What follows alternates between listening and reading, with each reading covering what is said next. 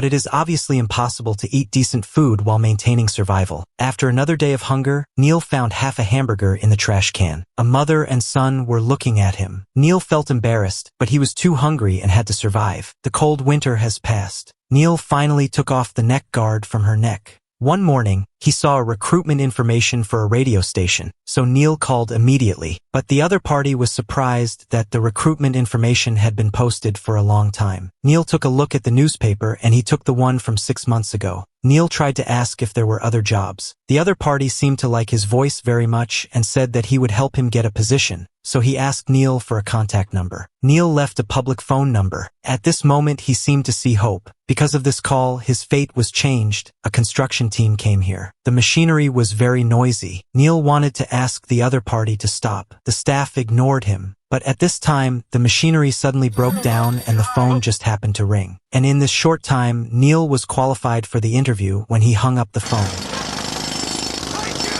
After the elders of the camp knew about this, they raised money for Neil to have a dignified breakfast. Neil's interview went smoothly. I don't know if it was his vicissitudes of life or his excellent eloquence. The boss unexpectedly hired Neil directly. Neil did a good job. He was very grateful that he met this woman. Neil rented the best camping cabin in the camp, and he bought pizza to treat the two elders to a big meal. One day at noon, while Neil and the female colleague were chatting, the elder who was picking up trash nearby suddenly came over. He was drunk and said that Neil had rented the most expensive cabin in the camp, which was warm and comfortable. Neil's female colleague was not very impatient but tried to restrain herself. The drunk elder knocked over the bottle. The elder wanted to help her clean it up, but facing a dirty old man, Neil's female colleague finally couldn't help it and pushed the elder away. Neil hugged the elder back to the camp and let him have a good rest. At this moment, he felt that he didn't belong here and felt that it was time to leave. Before leaving, the elder found him and told him about what happened that day, saying that he was drunk and crazy. Neil didn't care and hugged and said goodbye to Old White.